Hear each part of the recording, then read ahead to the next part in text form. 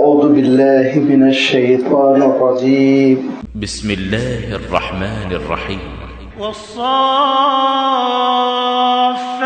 صفا فالزاجرات زجرا فالتاليات ذكرا إن إلهكم لواحد رب السماوات والأرض وما بينهما ورب المشارق إنا زينا السماء الدنيا بزينة الكواكب وحفظا من كل شيطان مارد لا يسمعون إلى الملأ الأعلى ويقذفون من كل جانب دحورا ولهم عذاب واصب إلا من خطف الخطفة فأتبعه شهاب ثاقب فاستفتهم أهم أشد خلقا أم من خلقنا إنا خلقناهم من طين لازب بل عجبت ويسخرون وإذا ذكروا لا يذكرون وإذا رأوا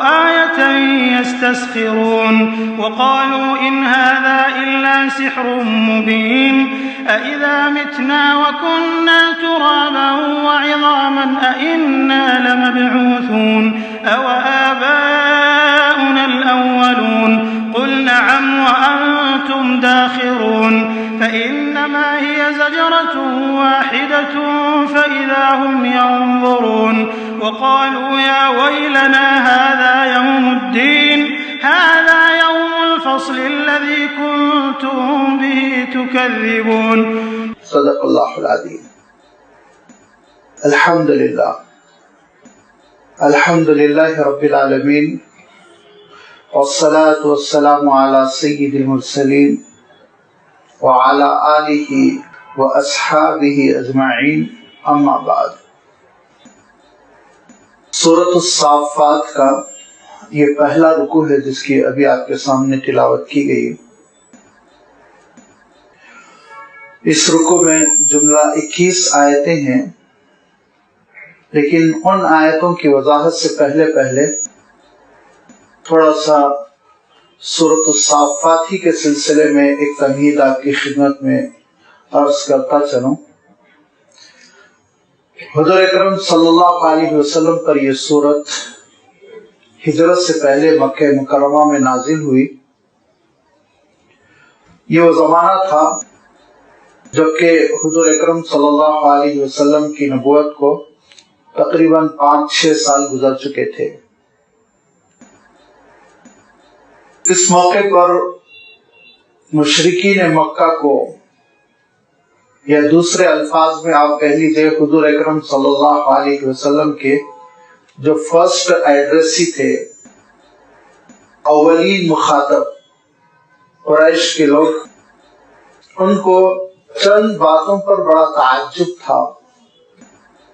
نمبر 1، یہ سینکڑوں خداؤں کو ایک کر دیا انہوں نے، سارے خداؤں کی نفی کر دی اور ایک اللہ تعالیٰ کی عبادت کی دعوت دے رہے ہیں. یہ بات ان کو سمجھ میں نہیں آ رہی تھی. دوسری بات ان کو سمجھ میں نہیں آ رہی تھی کہ جب انسان مر جائے گا، قبر میں اس کو دفنا دیا جائے گا، مٹی میں مل جائے گا، تو دوبارہ کیسے زندہ کیا جائے گا. سورہ یاسین میں بھی اللہ تعالیٰ نے آخرت کے اس مسئلے کو سلجھایا اور توحید کی نشانیوں کا تذکرہ فرمایا. آپ دیکھیں گے بعینہ ہی اسی طرح سورہ صافات میں بھی اللہ تعالیٰ نے توحید کا تذکرہ فرمایا ہے اور آخرت کا تذکرہ فرمایا ہے، اور اس کے لیے اللہ تعالیٰ نے اپنی نشانیوں کا تذکرہ فرمایا ایک فرق کے ساتھ. سورہ یاسین میں کائنات کی نشانیوں پر زیادہ توجہ دی گئی. سورہ صافات میں اللہ تعالیٰ نے انبیاء علیہ الصلوۃ والتسلیم کی نشانیوں کا تذکرہ کیا. حضرت نوح علیہ السلام کا، حضرت ابراہیم علیہ السلام کا، اور آپ کے ایک صاحبزادے حضرت اسحاق علیہ السلام کی جانب اشارہ. پھر حضرت الیاس علیہ السلام، حضرت یونس علیہ السلام، حضرت موسیٰ علیہ السلام، حضرت ہارون علیہ السلام، حضرت لوط علیہ السلام. یہ 7 انبیاء ہے جن کا تذکرہ اللہ تعالیٰ نے اس صورت میں اس انداز میں کیا کہ غالب نبیوں اور رسولوں کی دعوت آئی، بڑی مخالفتیں کی گئی اور ناسمجھی کا مظاہرہ کیا گیا، لیکن اللہ کے رسولوں نے ثابت قدمی کا ثبوت دیا اور بالآخر کامیابی اللہ تعالیٰ نے اپنے رسولوں کو عنایت فرمائی۔ اس حقیقت کو اللہ تعالیٰ نے نمایاں کرتے ہوئے پھر فرشتوں کا اور جنوں کا تذکرہ کیا کہ یہ دونوں اللہ تعالیٰ کی مخلوق ہیں اور ان دونوں کے سلسلے میں انسانوں کو بڑی غلط فہمیاں ہوتی ہیں۔ جنوں کے بارے میں سمجھ لیتے ہیں وہ ایک خاص قسم کی طاقت کے حامل ہے جو چاہے کر سکتے ہیں۔ اللہ تعالیٰ نے فرمایا کہ وہ اللہ تعالیٰ کی مجبور مخلوق ہے، ان کا اپنا میدان ہے، ان کی اپنی دنیا ہے، ان کا اپنا عالم ہے، وہ تذکرہ آئے گا۔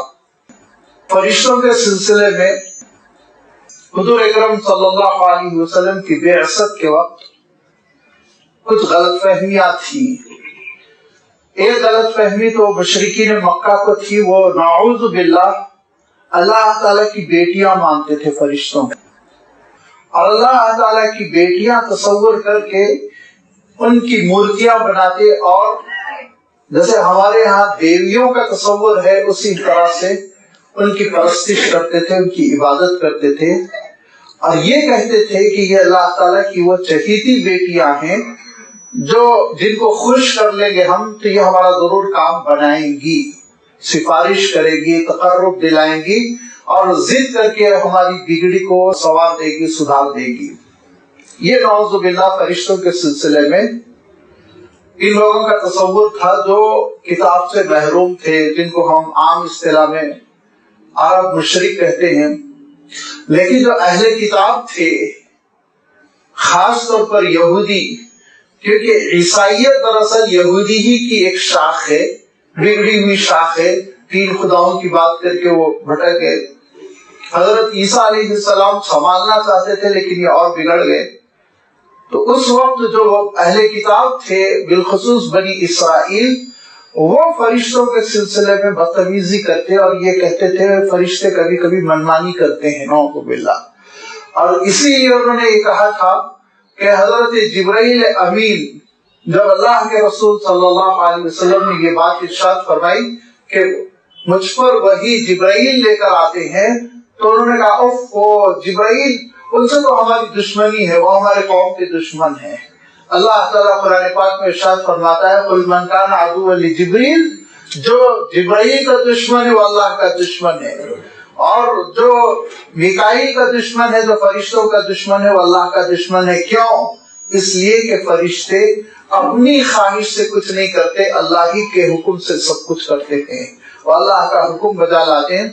لہذا ذکر اللہ تعالیٰ نے فرشتوں کے تذکرے سے، یہاں اللہ تعالیٰ نے آغاز کر دیا اس سورت کا فرشتوں کے تذکرے سے، اور ان کی 3 صفتوں کا اللہ تعالیٰ نے تذکرہ فرمایا۔ وہ 3 صفتیں کیا ہیں؟ پہلی صفت ہے والصافات صفا، کہ گواہی ان فرشتوں کی جو صف بستہ کھڑے ہوئے ہیں، صف بنا کر کیو میں بالکل۔ فالزاجرات زجرا، دوسری صفت یہ فرمایا، اور جو بڑی بری طرح روک لگاتے ہیں۔ کس پر روک لگاتے ہیں اس کی میں وضاحت کروں گا۔ تیسری صفت فرمائی فالتالیات ذکرا، جو اللہ کی وحی کی تلاوت کرتے ہیں، جو ذکر کرتے ہیں، ذکر کی تلاوت کرتے ہیں، اللہ کی کتاب کی تلاوت کرتے ہیں۔ التالیات، تلاوت کرنے والے، ذکر، اللہ کا ذکر، ذکر قرآن مجید۔ اللہ تعالیٰ نے لفظ ذکر قرآن مجید میں متعدد معنوں میں استعمال فرمایا۔ اللہ تعالیٰ کو یاد کرنے کی عبادت کے لیے بھی ذکر کا لفظ استعمال کیا، اور اللہ تعالیٰ نے قرآن پاک کے لیے بھی ذکر کا لفظ استعمال کیا۔ اِنَّا نَحْنُ نَزَّلْنَا الذِّکْرَ وَإِنَّا لَهُ لَحَافِظُونَ۔ اسی طرح آپ دیکھیں گے اللہ تعالیٰ نے لفظ ذکر نصیحت، یاد دہانی، سمجھانا، تبلیغ کرنا، اس لیے بھی یہ لفظ استعمال کیا۔ تو یہ لفظ ایک جامع لفظ ہے، اور یہ تینوں چیزیں فرشتوں کے لیے ثابت آتی ہیں۔ فالتالیات ذکرا، کہ وہ اللہ تعالیٰ کی حمد و ستائش کرتے رہتے ہیں، اور نمبر 2 وہ اللہ کے کلام کی تلاوت کرتے ہیں. اور آپ جانتے ہیں کلام اللہ پہنچانا خود حضرت جبرائیل امین کی ذمہ داری تھی, تو تلاوت بھی اس میں آٹومیٹیکلی آ جاتی ہے. اور تیسری بات یہ کہ وہ نصیحت کی کوشش کرتے ہیں, خیر خواہی اہل ایمان کے لیے دعا کرتے رہتے ہیں, اللہ کے دربار میں عرض کرتے ہیں پروردگار جو تجھ پر ایمان قبول کر چکا ہے, جو تیری عبادت کر رہا ہے, ہم ان کے حق میں دعا کر رہے ہیں تو ان کی عبادتوں کو قبول کر. تو فتالیات ذکر, اس کے معنی یہ ہیں کہ اللہ کے ذکر کی تلاوت کرنے والے, اللہ کے کلام کی تلاوت کرنے والے, اللہ کے دربار میں دعائیں کرنے والے. یہ 3 صفتوں کا تذکرہ ہے. ایک تو یہ کہ صف بستہ, دوسرے یہ کہ برائیوں سے روکنے والے, اور تیسرے یہ کہ اللہ کے ذکر کی تلاوت کرنے والے. یہ تینوں صفتوں کو اللہ تعالیٰ نے جو فرشتوں کی ہے یہاں بطور قسم بیان فرمایا, اور اس کا میں نے ترجمہ کیا.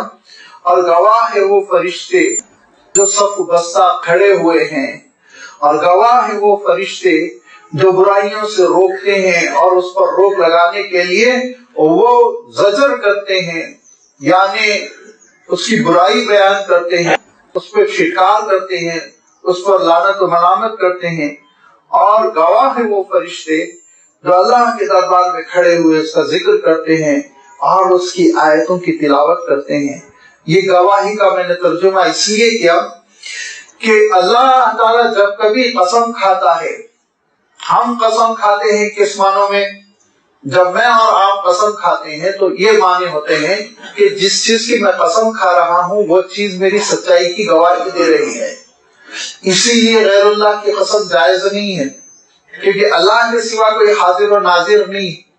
لہذا اگر کوئی کہہ رہا ہے کعبے کی قسم, تو نعوذ باللہ کیا کعبہ حاضر و ناظر ہے جو اس کی سچائی کی گواہی دے رہا ہے؟ اسی لیے اگر کوئی کہہ رہا ہے قرآن مجید کی قسم, تو کیا قرآن مجید حاضر و ناظر ہے جو اس کی سچائی کی گواہی دے رہا ہے؟ قسم جائز ہے صرف اللہ تعالیٰ کے نام کی کھانا, کہ بخدا میں سچ کہہ رہا ہوں, اللہ کی قسم میں سچ کہہ رہا ہوں. ہاں اب صحیح ہے کیونکہ اللہ تعالیٰ حاضر و ناظر ہے, وہ دیکھ رہا ہے کہ میں جو کہہ رہا ہوں اس میں سچا ہوں, اور اگر میں غلط قسم کھاؤں گا تو مجھے سزا دے گا. وہ اس بات پر قادر ہے کہ میری پکڑ کرے, وہ اس بات پر قادر ہے کہ میرے جھوٹ پر روک لگائے. یہ تصور کے ساتھ بندہ قسم کھاتا ہے. اب یہ تصور ہمارے ذہنوں سے نکل گیا کہ ہم بطور گواہی قسم کھاتے ہیں, یہ تصور نکل گیا. اب تصور کیا رہ گیا ہمارے ذہنوں میں؟ قسم ایک مقدس چیز ہے, مبارک چیز ہے. یہ تصور ہمارے ذہنوں میں باقی رہ گیا. جب یہ تصور باقی رہ گیا تو ہوا کیا کہ اللہ تعالیٰ نے جو قسمیں کھائی تو ذرا انسان حیرت میں پڑ گیا. یہاں تو الحمدللہ خیر, وَالزَّاجِرَاتِ زَجْرًا فَالتَّالِيَاتِ ذِكْرًا, یہ تو فرشتوں کی قسم ہے. لیکن آپ دیکھیں گے کہیں کہیں اللہ تعالیٰ نے کیا ارشاد فرمایا, وَالتِّينِ وَالزَّيْتُونِ, انجیر کی قسم, وَالزَّيْتُونِ زیتون کی قسم, وَالْبَلَدِ الْأَمِينِ مکہ مکرمہ کی قسم, وَالضُّحَىٰ وَاللَّيْلِ إِذَا سَجَىٰ چاشت کے وقت کی قسم, رات کی قسم, وَاللَّيْلِ رات کی قسم. اور کتنی قسمیں ہیں جو ادنا مخلوق کی ہے, چھوٹی چھوٹی مخلوق کی ہے. تو انسانوں کو بڑی حیرت ہوئی کہ اللہ تعالیٰ کو یہ چھوٹی چھوٹی چیزوں کی قسم کھانے کی کیا ضرورت پیش آئی. لیکن اگر ہم تہہ میں جائیں تو آپ دیکھیں گے کہ اللہ تعالیٰ ان چیزوں کو بطور گواہی پیش کر رہا ہے. اور آپ جب تفصیل سے انشاءاللہ یہ صورتیں آئیں گی, وضاحت میں آپ کی خدمت میں رکھوں گا. جیسے اللہ تعالیٰ نے کہا وَالضُّحَىٰ وَاللَّيْلِ إِذَا سَجَىٰ مَا وَدَّعَكَ رَبُّكَ وَمَا قَلَىٰ, چاشت کے وقت کی قسم, یعنی یہ چاشت کا وقت ہے. یہ وقت گواہی دے رہا ہے کہ سورج نکل چکا ہے, روشنی پوری ہو چکی ہے, اور اس سورج کے نور میں ہم ہر چیز کو دیکھ رہے ہیں, اور گمراہ ہونے کا امکان بہت ختم ہو گیا, ناممکن ہو گیا. ہر چیز واضح لگ رہی ہے. نقصان دہ کیا ہے, فائدہ مند کیا ہے, کیڑے مکوڑے کیا ہیں, جانور کیا ہیں, انسان کیسے ہیں, کہاں ہیں, راستے کیا ہے, ساری چیزیں ہم کو اب نظر آ رہی روشنی میں. تو اللہ تعالیٰ ارشاد فرماتا ہے کہ دیکھو چاشت کی روشنی اس بات پر گواہ ہے کہ جاہلیت کی تاریکی ختم ہو چکی ہے، آفتاب رسالت طلوع ہو چکا ہے. یہ ہے مفہوم. وَالضُّحَىٰ وَاللَّيْلِ إِذَا سَجَىٰ مَا وَدَّعَكَ رَبُّكَ وَمَا قَلَىٰ. کہ اے رسول آپ ایک سورج کی طرح آپ طلوع ہو چکے ہیں. یہ سورج رسالت کا سورج ہے، یہ شمس رسالت ہے، اس کا اجالا پھیل رہا ہے. اب اللہ تعالیٰ اندھیرا نہیں پھیلنے دے گا، اب تاریکی نہیں پھیلے گی، اللہ تعالیٰ کی مدد فرمائے گا. کیا فرمایا اللہ تعالیٰ نے؟ وَالتِّينِ وَالزَّيْتُونِ وَطُورِ سِينِينَ وَهَٰذَا الْبَلَدِ الْأَمِينِ. انجیر جس زمین میں پیدا ہوتا ہے اور زیتون جس زمین میں پیدا ہوتا ہے وہ زمین گواہ ہے. کون سی؟ ارض فلسطین. پھر ارشاد فرمایا کہ وہ طور سینین، طور سینا گواہ ہے. جہاں حضرت موسیٰ علیہ السلام کو رسول بنایا گیا، جو مصر کی ایک وادی ہے اور ایک پہاڑ ہے طور، اور اس وادی میں حضرت موسیٰ علیہ السلام کو رسالت دی گئی تھی. پھر کیا فرمایا؟ والبلد الامین، امن والا شہر مکہ مکرمہ گواہ ہے. کس بات پر گواہ ہے؟ کہ مکہ مکرمہ میں حضرت ابراہیم علیہ السلام، حضرت اسماعیل علیہ السلام اور پھر اخیر کار آپ صلی اللہ علیہ وسلم کی رسالت وابستہ ہے. ارض فلسطین سے حضرت عیسیٰ علیہ السلام، اور آپ سے پہلے حضرت یحییٰ، اور آپ سے پہلے حضرت زکریا، اور آپ سے پہلے حضرت سلیمان، اور ان سے پہلے حضرت داؤد علیہ السلام، نبوتوں کا سلسلہ گواہ ہے. اور پھر طور سینا حضرت موسیٰ علیہ السلام، حضرت موسیٰ علیہ السلام کی رسالت و نبوت، یہ سب چیزیں اس بات پر گواہی دے رہی ہیں کہ وَلَقَدْ خَلَقْنَا الْإِنسَانَ فِي أَحْسَنِ تَقْوِيمٍ، کہ اللہ تعالیٰ نے انسان کو بہت اونچی منزلت عطا کی، اونچا مقام دیا، نبیوں اور رسولوں کا مقام دیا. لیکن ثُمَّ رَدَدْنَاهُ أَسْفَلَ سَافِلِينَ، انسان اپنی بدکاریوں کی وجہ سے نیچے گر پڑتا ہے، ذلیل و رسوا ہوتا ہے. تو یہ قسموں میں آپ دیکھیں گے گواہی کا تصور ہے.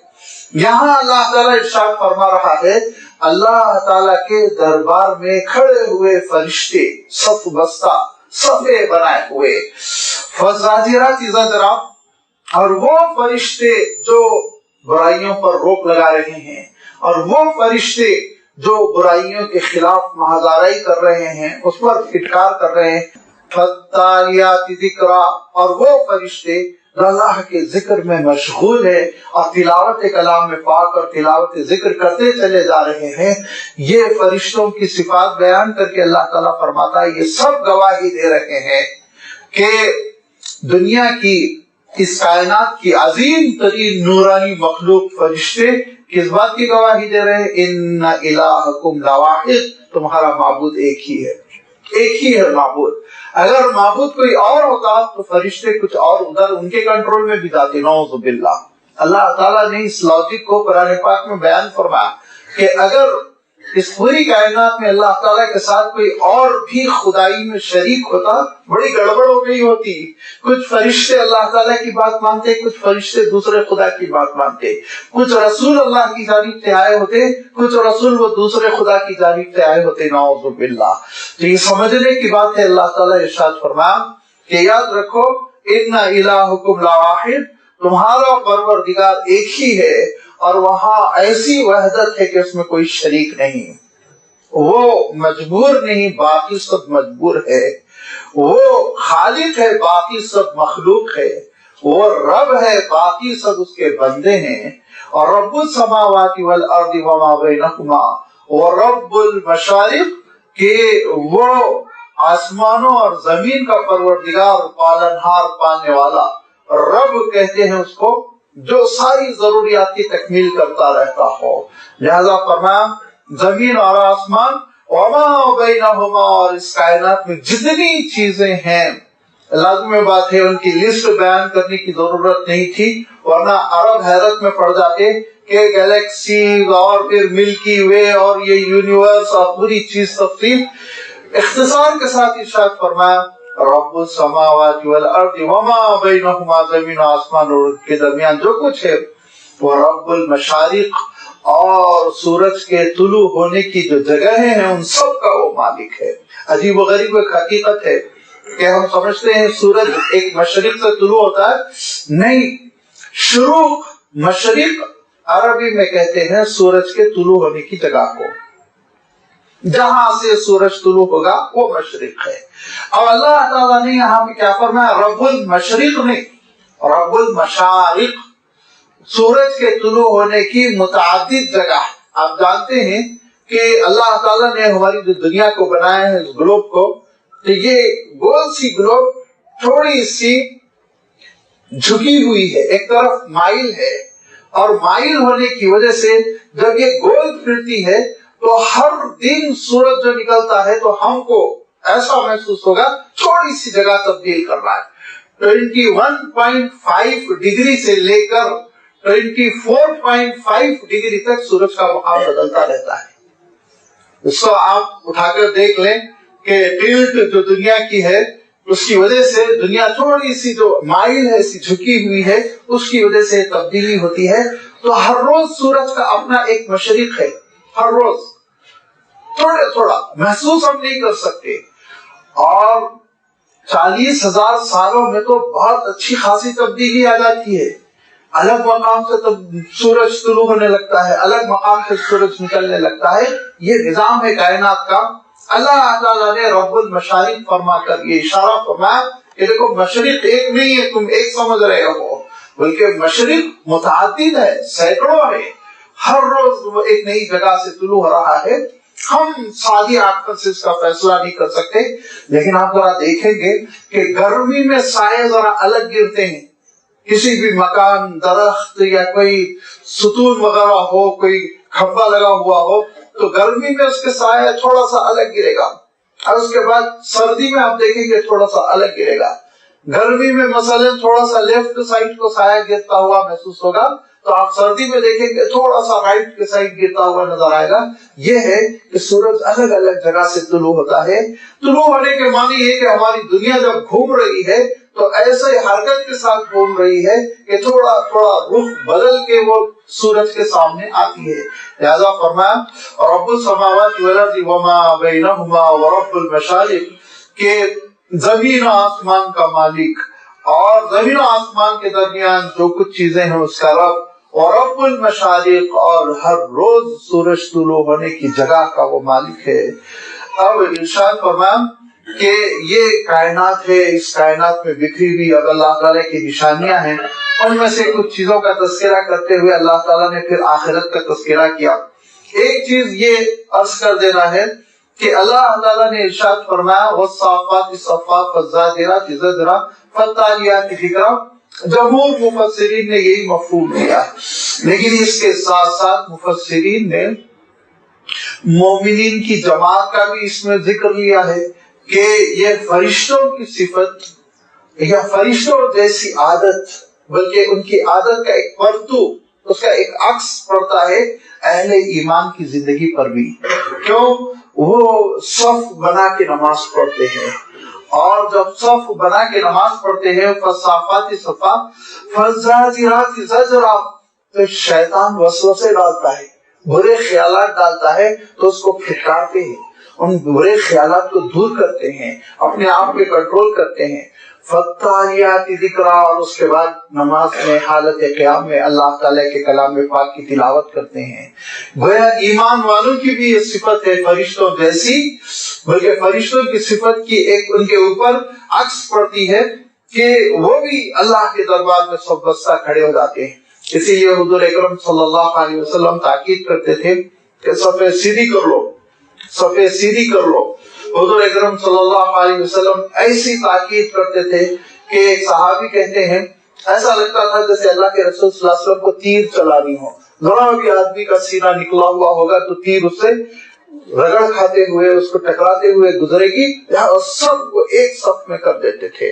और अल्लाह के रसूल सल्लल्लाहु अलैहि वसल्लम ताकीद करते थे कि इन्ना मिन इकामति सलात तस्वियतुस सुफूफ, सफों का दुरुस्त होना, ठीक ठाक होना, ये याद रखो इकामतुस सलात है, नमाज कायम करने के मुरादिफ है। ये ताकीद हुजूर अकरम सल्लल्लाहु अलैहि वसल्लम फरमाते। और इसी के साथ साथ हुजूर अकरम सल्लल्लाहु अलैहि वसल्लम इरशाद फरमाते कि ऐ लोगों, ऐसे सफे बनाओ जैसे फरिश्ते बनाकर खड़े हुए हैं। तो सहाबा ने पूछा अल्लाह के रसूल, फरिश्तों की सफे कैसी हैं?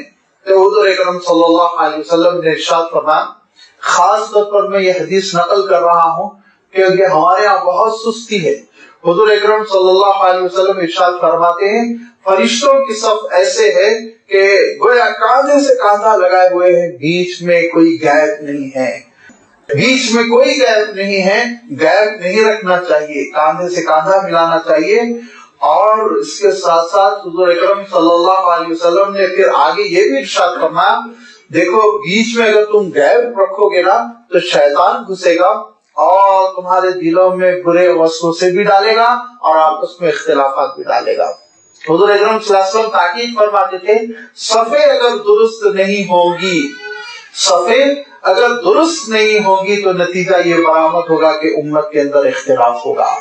چنانچہ حضرت عبداللہ ابن مسعود رضی اللہ تعالیٰ عنہ کے زمانے میں جبکہ تھوڑا سا اختلافات ہو گئے تھے اور مسلمانوں میں آپس میں کچھ جنگیں ہو گئی تھی, تو حضرت عبداللہ ابن مسعود رضی اللہ تعالیٰ عنہ یہی کہتے تھے کہ اللہ کے رسول صلی اللہ علیہ وسلم نے تاکید کی تھی کہ صفوں کو درست رکھو, کاندھے سے کاندھے کو ملا لو. فرمایا کرتے تھے اللہ کے رسول صلی اللہ علیہ وسلم پڑوسی کے لیے اپنے کاندھے کو نرم کر دو. اس کے معنی یہ ہوتے ہیں کہ وہ آپ ذرا دب جائیں, وہ قریب آ کے لگ جائے, یہ تاکید کرتے تھے. اور تم لوگوں نے اس عمل کو چھوڑ دیا تو میں آج امت میں دیکھ رہا ہوں کتنا اختلاف ہے. یہ فرماتے تھے حضرت عبداللہ ابن مسعود. اور اگر حضرت عبداللہ ابن مسعود رضی اللہ تعالیٰ عنہ ہمارے زمانے کی صفیں دیکھ لیتے تو شاید سر پیٹ کر رہ جاتے. عالم یہ ہے کہ کاندھے سے کاندھا ملانے کے لیے تیار نہیں, ایک لائن میں ٹھہرنے کے لیے تیار نہیں. اور اس کے ساتھ ساتھ یہ عالم ہو گیا ہے کہ جس طرح سنت ہے صف کا بنانا, اس پر بالکل توجہ نہیں. حضور اکرم صلی اللہ علیہ وسلم مصلی پہ کھڑے ہو کے پلٹ جاتے تھے مصلیوں کی طرف, صف کو درست کرتے تھے. اور اگر حضور اکرم صلی اللہ علیہ وسلم کے ہاتھ میں چھڑی ہوتی تو چھڑی سے حضور اکرم صلی اللہ علیہ وسلم ایسے سینوں کو درست کرتے تھے. اور اس کے بعد کہتے تھے اب پڑھو نماز. فرماتے تھے اگر تمہارے صفوں میں خلل آئے گا تو یاد رکھو دلوں میں خلل آئے گا, اور صفوں میں اختلاف ہوگا تو دلوں میں اختلاف ہوگا, دوریاں ہوں گی, محبت پیدا ہوتی ہے صفوں کو اچھا کرنے سے. لہذا ہم کو توجہ دینی چاہیے, خاص طور پر ائمہ حضرات کو جو امامت کی ذمہ داری انجام دیتے ہیں ان کو چیک کرنا چاہیے صف درست ہوگی نہیں ہوگی. صف درست کر لیں اور اس کے بعد پھر نماز قائم کریں. یہ کتنی اہمیت ہے, حضور اکرم صلی اللہ علیہ وسلم کتنی توجہ دیتے تھے. اور غلط فہمی سے ہم بعض فقہ کی کتابوں کی عبادت کا غلط مفہوم لے لیتے ہیں. فقہ کی بعض کتابوں میں, حدیث میں نہیں, فقہ کی بعض کتابوں میں یہ لکھا ہے کہ کب تک مصلی بیٹھا رہے, اجازت کب تک ہے بیٹھنے کی. تو لاسٹ لیمٹ یہ بتائی گئی کہ حی علی الصلاح حی علی الفلاح تک بیٹھ سکتا ہے. اس کے بعد اقامت الصلاۃ پر تو چھڑی مار کے اٹھانا ہوگا اس کو, آخری حد یہ ہے. تو اس کو ہم لوگوں نے, بعض لوگوں نے غلط فہمی سے پہلی حد سمجھ لیا. نہیں, حضور اکرم صلی اللہ علیہ وسلم کا معمول یہ تھا, فرماتے تھے جب تم مجھے میرے حجرے سے نکلتے ہوئے دیکھو تو صفیں بنانا شروع کر دو.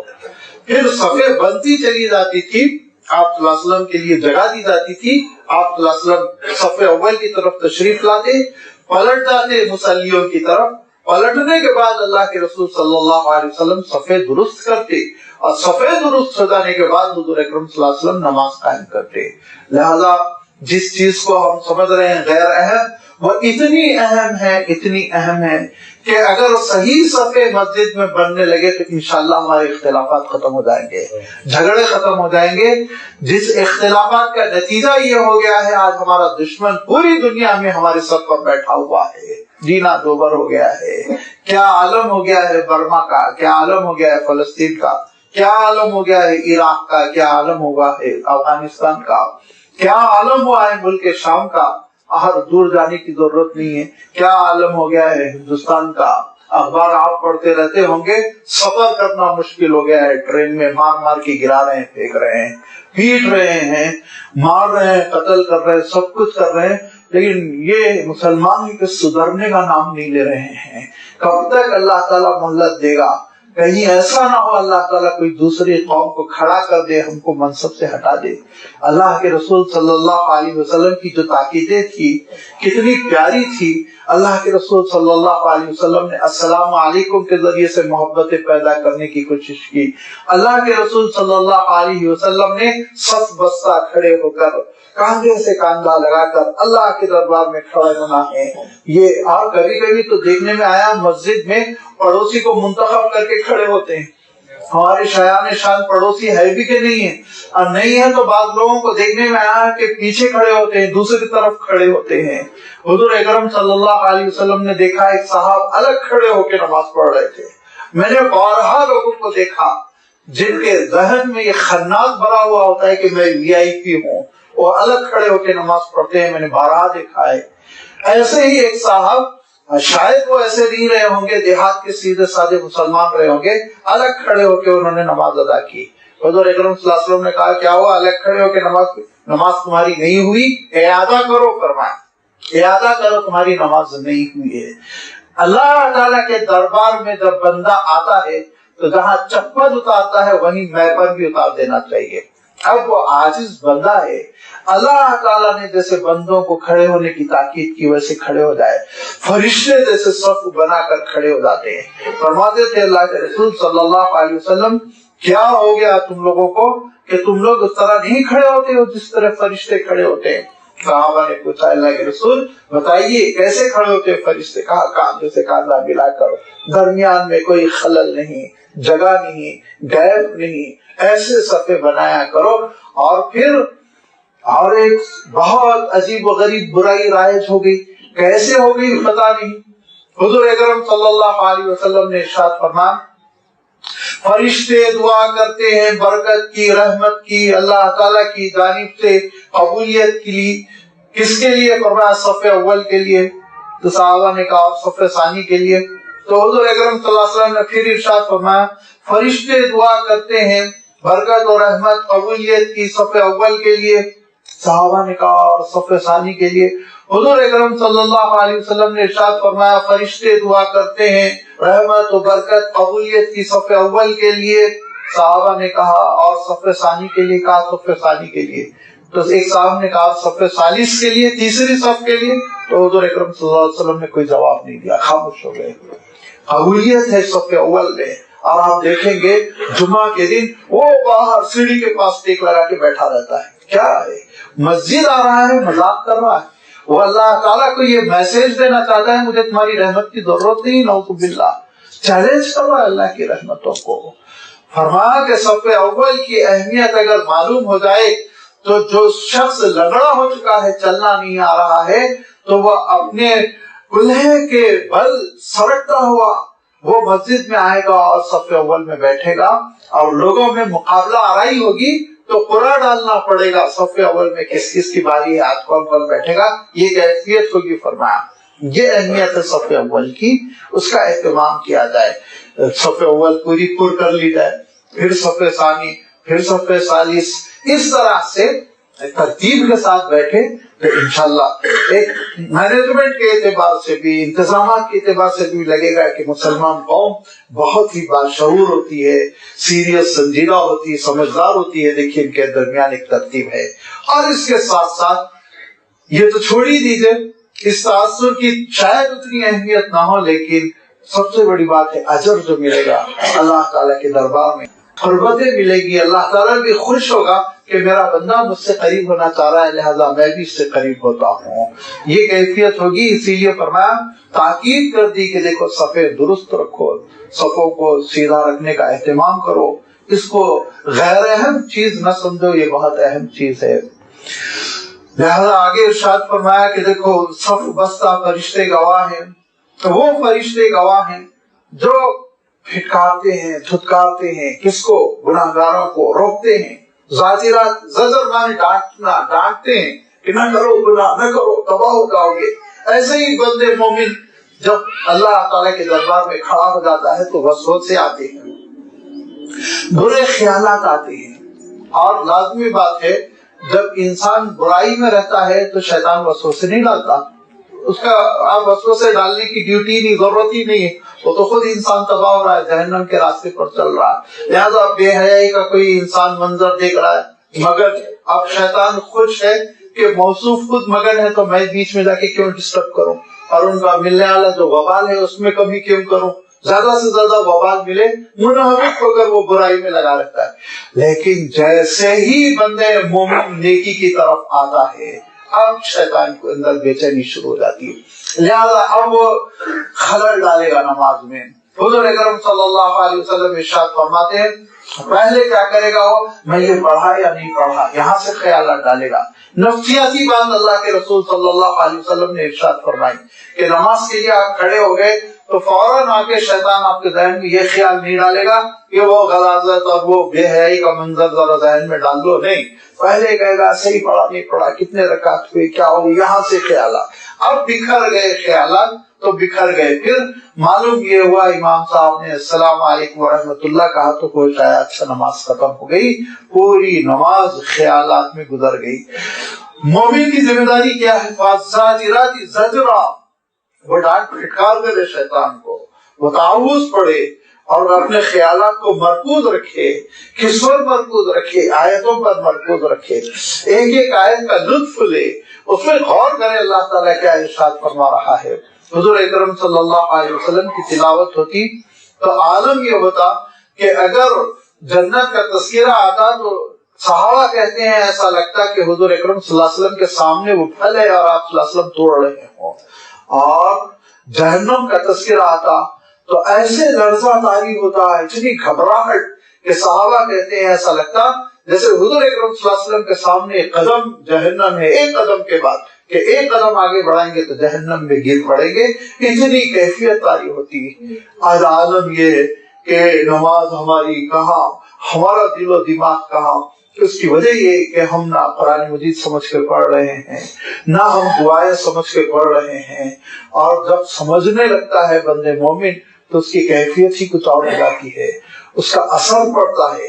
کیا کہہ رہے ہیں آپ اللہ تعالیٰ سے، اس کے دربار میں اس سے کیا کہہ رہے ہیں، کیا درخواست کر رہے ہیں؟ کہیں پسینہ آ جانا چاہیے، کہیں گھبراہٹ طاری ہو جانی چاہیے، کبھی آنکھوں سے آنسو نکل جانا چاہیے۔ یہ ساری کیفیتوں سے ہم محروم، اس لیے سمجھنے کی کوشش نہیں، اس کے لیے محنت کرنی ہوگی۔ فَالزَّاجِرَاتِ زَجْرًا، برے خیالات کے خلاف لڑنا ہوگا، یاد رکھیے، جدوجہد کرنی ہوگی۔ جتنا آپ جدوجہد کریں گے اتنا آپ کو اجر ملے گا۔ آپ کی نماز ایک فارمیلٹی نہیں رہ جائے گی رسمی، بلکہ آپ کی نماز ایک عبادت بن جائے گی، خشوع پیدا ہوگا، خوف خدا پیدا ہوگا، اللہ تعالیٰ کی محبت پیدا ہوگی، اس کے نعمتوں کی تمنا پیدا ہوگی۔ لہذا فَالزَّاجِرَاتِ زَجْرًا اور فَالتَّالِيَاتِ ذِكْرًا، اور پھر اللہ کا ذکر کی تلاوت تو ہوتی ہے الحمدللہ۔ سورۃ الفاتحہ آپ پڑھیں گے، ضمہ سورت پڑھیں گے، پھر جو اذکار مسنونہ ہیں وہ ساری چیزیں یہ آتی رہیں گی، تو گویا بندے مومن کی جو صفیں لگتی ہیں یہ صفیں بھی گواہی دے رہی کہ پروردگار ایک ہی ہے، باقی مخلوق مجبور اس کے دربار میں کھڑی ہوئی ہے۔ ان الہکم لواحد اور رب السماوات والارض وما بینہما ورب المشارق انا زینا السماء الدنیا بزینۃ الکواکب، ہم نے دنیا کے آسمان کو سنوار دیا، خوبصورت بنا دیا ستاروں کی زینت کے ذریعے سے۔ بزینۃ الکواکب، ستارے ہیں جن کی وجہ سے ہمارا آسمان خوبصورت ہو گیا، ورنہ کتنا تاریک ہوتا۔ تو اللہ تعالیٰ نے یہاں پہ ایک مقصد یہ بیان فرمایا کہ اس دنیا کے آسمان میں بطور قندیل اللہ تعالیٰ نے ستاروں کو لٹکا دیا، جس کی وجہ سے خوشنمائی ہے، خوبصورتی ہے۔ اور دوسری جگہ ایک مقصد اور بھی بیان فرمایا، وَبِالنُّجُومِ هُمْ يَهْتَدُونَ، کہ جو ماہرین ہوتے ہیں نا، بالخصوص سمندر میں سفر کرنے والے، آج کل خیر کچھ آلات نکل گئے ہیں، ورنہ پچھلے زمانے میں وہ راستہ پورا ستاروں کے ذریعے سے طے کرتے تھے۔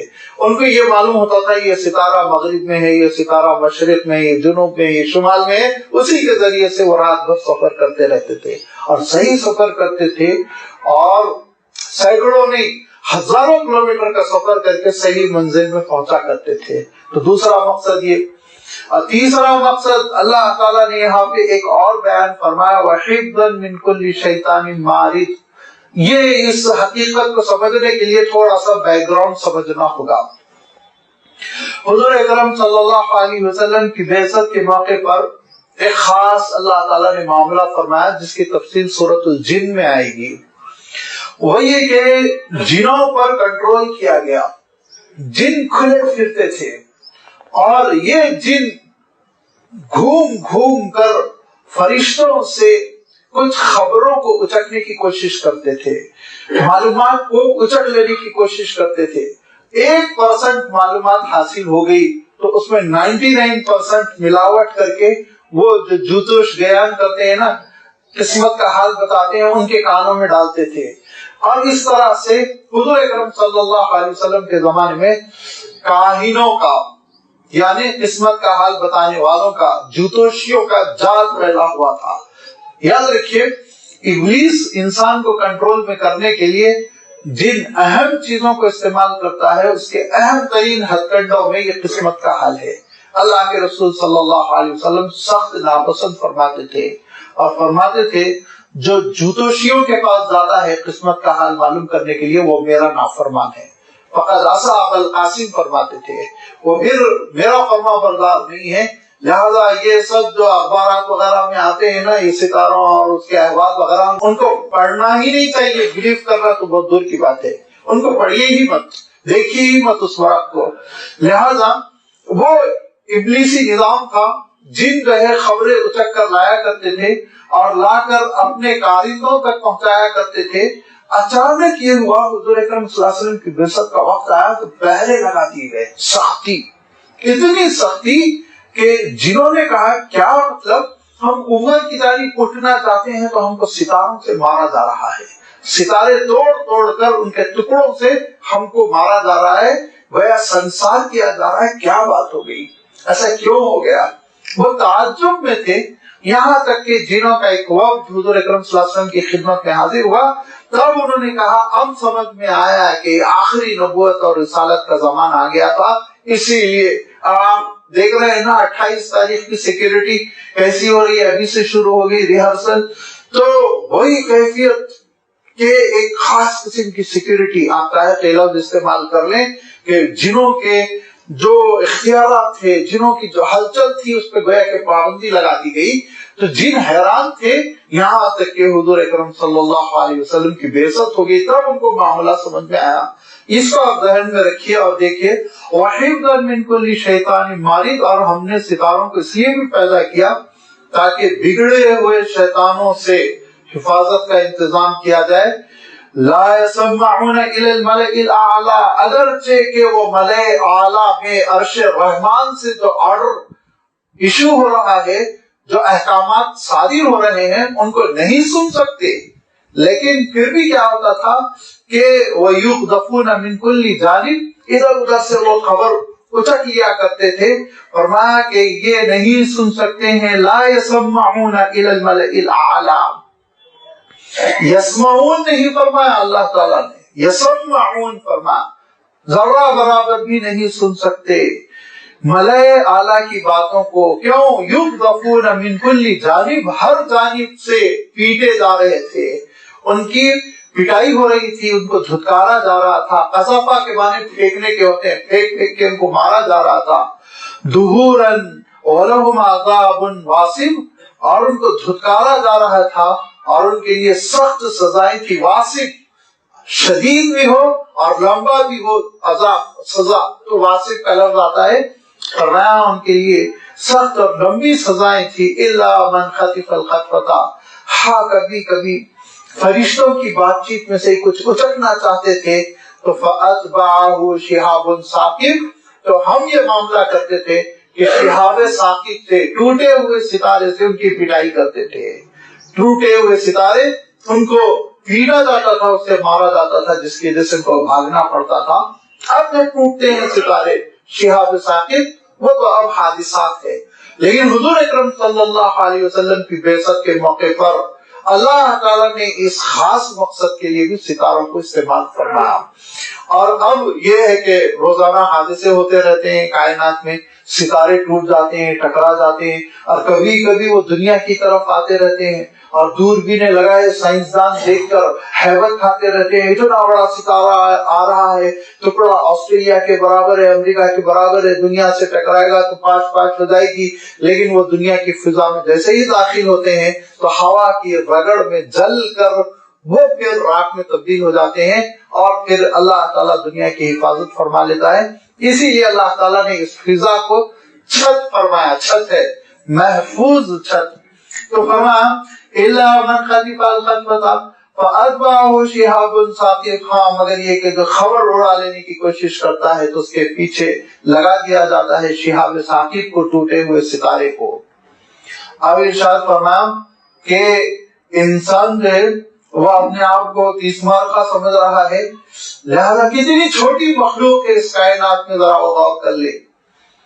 فاستفتهم اهم اشد خلقا ام من خلقنا, کہ اے رسول آپ پوچھئے ان سے کہ کیا انسان بہت بڑا ہے اس کائنات میں یا یہ دیگر چیزیں. کتنے بڑے بڑے ستارے, کتنے ستارے ہیں, بلینز آف اسٹارز, کاؤنٹلیس, گن نہیں سکتے. آپ کی سائنس وہ مجبور ہوگی, گن نہیں سکی, فگر نہیں بتا سکی آج تک. تو اتنے بڑے بڑے ستاروں کو پیدا کرنے والا پروردگار, اس کے بارے میں انسان کیوں غلط فہمی میں رہتا ہے. ارشاد فرمایا انا خلقناہ من طین لازب, انسان کو تو ہم نے گارے دار مٹی سے پیدا کیا, چکٹ لیس دار. آپ لئی کا لفظ استعمال کرتے ہیں نا جس میں چکناہٹ ہوتی ہے, تو ایسی چکنی مٹی سے جو بعد میں دھیرے دھیرے سوکھ گئی, ٹھیکرے میں تبدیل ہو گئی, ایسی مٹی سے اللہ تعالیٰ نے انسان کو پیدا کیا. یہ تو انسان کی حیثیت ہے. حقیقت انسان کا مٹیریل کیا ہے, مٹی. سسٹم کیا ہے, سسٹم یہ ہے کہ قطرے سے پیدا ہوتا ہے. دونوں کا تذکرہ فرما دیا. تو مٹی سے پیدا ہونے والا اور اس نظام پر اس کی پیدائش کا عمل کہ ایک قطرے سے, قطرے کے ایک جز سے پیدا ہونے والا انسان, وہ اپنے آپ کو بہت بڑا سمجھتا ہے, انانیت میں مبتلا ہو جاتا ہے. بل عجبت ویسخرون, کہ اے نبی وہ دل لگی کر رہے ہیں اور آپ تعجب کر رہے ہیں. کیوں؟ وَإِذَا ذُكِّرُوا لَا يَذْكُرُونَ, کہ اللہ کے رسول صلی اللہ علیہ وسلم سمجھاتے ہیں, یہ دل لگی کرتے ہیں, مذاق کرتے ہیں. وَإِذَا رَأَوْا آیَةً يَسْتَسْخِرُونَ, جب کبھی آپ کا کوئی معجزہ دیکھتے ہیں تو مذاق اڑاتے ہیں. کتنے معجزات تھے جو اللہ کے رسول صلی اللہ علیہ وسلم سے برآمد ہوئے, ظاہر ہوئے. اللہ کے رسول صلی اللہ علیہ وسلم کے معجزات میں آپ تھوڑے ہی دنوں کے بعد دیکھیں گے کہ سورۃ القمر میں اللہ تعالیٰ نے شق قمر کا تذکرہ فرمایا کہ اللہ کے رسول صلی اللہ علیہ وسلم جب بار بار مخالفت کرنے لگے اور کہنے لگے جب تک کہ معجزہ ظاہر نہیں ہوگا ہم آپ کو نبی اور رسول نہیں مانیں گے, تو اللہ کے رسول صلی اللہ علیہ وسلم نے مکہ مکرمہ کے میدان میں شہر سے باہر لے جا کر لوگوں کو چاند دکھایا, جو اللہ کے رسول صلی اللہ علیہ وسلم کے انگلی کے اشارے سے دو ٹکڑے ہو گیا. بیچ میں جبل ہیرا پہاڑ ہے, ادھر ایک ٹکڑا ہے, دوسری طرف دوسرا ٹکڑا. تو کیا کہا انہوں نے؟ مان لیا, توبہ کر لی. کہا ان یرو آیتن یقول سحر مستمر, جب معجزہ دیکھا تو کہا پرانی جادوگری ہے, جادو کیا انہوں نے, جادو کی وجہ سے ہم کو ایسا نظر آ رہا ہے. تسلیم نہیں کیا. حالانکہ ہندوستان کے ایک راجا نے اس کو دیکھا, انشاءاللہ تفصیل آئے گی وہ سورۃ القمر میں. یہاں سے سفر کیا, وہ آدم میں یمن کے مقام پہ بیچارے کی وفات ہو گئی, وہیں قبر ہے اس کی. تو دیکھنے والے نے یہاں مشاہدہ کر کے ایمان قبول کیا, اور جس نے اپنی آنکھوں سے دیکھا اس نے ایمان قبول نہیں کیا, کفر پر مرا. تو فرمایا وَإِذَا رَأَوْا آیَةً يَسْتَسْخِرُونَ, جب کبھی ایک معجزہ انہوں نے نشانی دیکھی تو مذاق اڑایا, دل لگی کی. یستسخرون, مسخرہ پن سمجھا, نعوذ باللہ, وقالوا ان ھذا الا سحر مبین, کہا یہ تو کھلی ہوئی جادوگری ہے, ہم ایمان قبول نہیں کریں گے. کتنے معجزات اس سے پہلے بھی میں عرض کر چکا ہوں کہ حضور اکرم صلی اللہ علیہ وسلم نماز پڑھ رہے تھے اور حضور اکرم صلی اللہ علیہ وسلم کے سر پر چٹان ڈالنے کے لیے آگے بڑھا. عجیب و غریب بھیانک جانور دیکھا جو منہ پھاڑے اس کی جانب آگے بڑھ رہا ہے. ڈر کے پیچھے بھاگا اور اس کے بعد اس نے اعتراف کیا کہ میں ایسا دیکھا, لیکن اسلام نہیں قبول کیا. حضور اکرم صلی اللہ علیہ وسلم کے پاس ایک تاجر آئے اور انہوں نے کہا ابو جہل نے میرا حق مار لیا اور مجھے ڈانٹ پھٹکار کر رہا ہے, حق نہیں دے رہا ہے. اور لوگوں نے یہ سوچا کہ حضور اکرم صلی اللہ علیہ وسلم کو نعوذ باللہ کہ بھڑا دیا جائے ابو جہل سے. اللہ کے رسول صلی اللہ علیہ وسلم تھوڑی نکال سکیں گے اس سے پیسے, لیکن اللہ کے رسول صلی اللہ علیہ وسلم کے پاس مظلوم پہنچا تو حضور اکرم صلی اللہ علیہ وسلم نے کہا میں فریاد رسی کروں گا, اگرچہ کہ ابو جہل ہے انتہائی گھننا، لیکن میں تمہارا ساتھ دوں گا، چلو۔ ان کو لے کر، اس تاجر کو لے کر اللہ کے رسول صلی اللہ علیہ وسلم تشریف لے گئے۔ ابو جہل کا دروازہ کھٹکھٹایا۔ اس سے پتا چلتا ہے مظلوم کی کتنی مدد کی جا سکتی ہے کہ اسلام کے سب سے بڑے دشمن کے گھر اللہ کے رسول صلی اللہ علیہ وسلم تشریف لے گئے مظلوم کی حمایت میں۔ دروازہ کھٹکھٹانا تھا کہ اس نے دروازہ کھولا، حضور اکرم صلی اللہ علیہ وسلم کو دیکھا، اور حضور اکرم صلی اللہ علیہ وسلم نے فرمایا اس کے پیسے دیتا ہے یا نہیں دیتا ہے؟ وہ غریب دور سے آیا تھا، اس زمانے میں باہر سے لوگ آ کے سامان بیچ کے جایا کرتے تھے، ہمارے یہاں بھی ہوتا ہے، آپ نے دیکھا ہوگا مویشی وغیرہ گاؤں سے لوگ لاتے ہیں، بیچتے ہیں، چلے جاتے ہیں۔ اس نے کہا میں ابھی لا رہا ہوں، اور گیا فوراً پیسے لایا اور ادا کر دیا۔ لوگوں نے کہا بہت چیز مرخہ بنتا ہے، پہلوان بنتا ہے، لیکن جان نکل گئی تمہاری، محمد کے صلی اللہ علیہ وسلم ایک جملے پہ ادائیگی کر دی۔ تو کہا بیوقوفو، تم لوگ نہیں دیکھ رہے تھے، میں دیکھ رہا تھا کہ آپ صلی اللہ علیہ وسلم کے پیچھے ایک خطرناک قسم کا بہت بڑا اونٹ ہو، منہ کھولے میری طرف آگے بڑھ رہا تھا، میری جان نکل گئی، اسی لیے میں نے فوراً پیمنٹ کر دیا۔ لیکن ایمان لایا؟ ایمان نہیں لایا، کیوں؟ وَإِذَا رَأَوْا آیَةً يَسْتَسْخِرُونَ وَقَالُوا إِنْ هَذَا إِلَّا سِحْرٌ مُبِینٌ، یہ جادوگری ہے، ایمان نہیں قبول کرنا ہے۔ یاد رکھیے جب ضد پیدا ہو جاتی ہے تو پھر انسان کو کوئی چیز نفع نہیں دیتی۔ وہ کہتے ہیں اِذَا مِتْنَا وَكُنَّا تُرَابًا، کہ جب ہم مر جائیں گے، مٹی بن جائیں گے، وہ کنہ ترابن وعظامن، اور ہڈیاں بھی ہو جائیں گے، ہڈیاں بکھر جائیں گی، گل جائیں گی، اِنَّا لَمَبْعُوثُونَ، دوبارہ ہم کو اٹھایا جائے گا، یہ کیسے ہو سکتا؟ آباؤنا الاولون، اور ہمارے پچھلے آبا و اجداد، دادا دادی نانا نانی، یہ بھی کھڑے ہو جائیں گے۔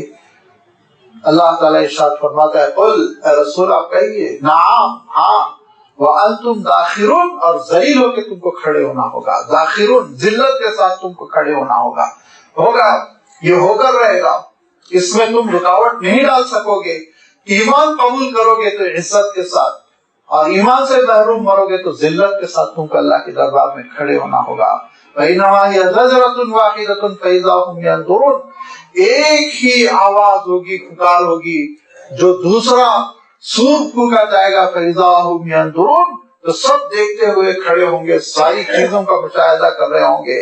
وَقَالُوا يَا وَيْلَنَا هَذَا يَوْمُ الدِّينِ، وہ کہیں گے ارے یہی ہے جزا و سزا کا دن، هَذَا يَوْمُ الْفَصْلِ الَّذِي كُنْتُمْ بِهِ تُكَذِّبُونَ، یہی ہے وہ فیصلے کا دن جس کو تم جھٹلایا کرتے تھے، آج حقیقت بن کر تمہارے اور ہمارے سامنے آ چکا ہے، لہذا اس دن کے لیے تیاری کرو جس دن فیصلے کے لیے سارے بندے اللہ کے دربار میں کھڑے ہو جائیں گے۔ پھر انسانوں کے گروپ ہوں گے، اور ان گروپ میں کچھ لوگ ہوں گے جو ذلتوں کے ساتھ جہنم کی جانب لے جائے جائیں گے، کچھ لوگ ہوں گے جو جنتوں کی طرف مالا مال ہوں گے اللہ کی نعمتوں سے، اور پورے عزت کے ساتھ، اعزاز کے ساتھ لے جائے جائیں گے۔ یہ دونوں گروپ کا اللہ تعالیٰ نے آگے کے رکوع میں تذکرہ فرمایا، انشاءاللہ آئندہ اتوار اس کی وضاحت آپ کی خدمت میں رکھی جائے گی۔ وآخر الدعوانا ان الحمد للہ رب العالمین۔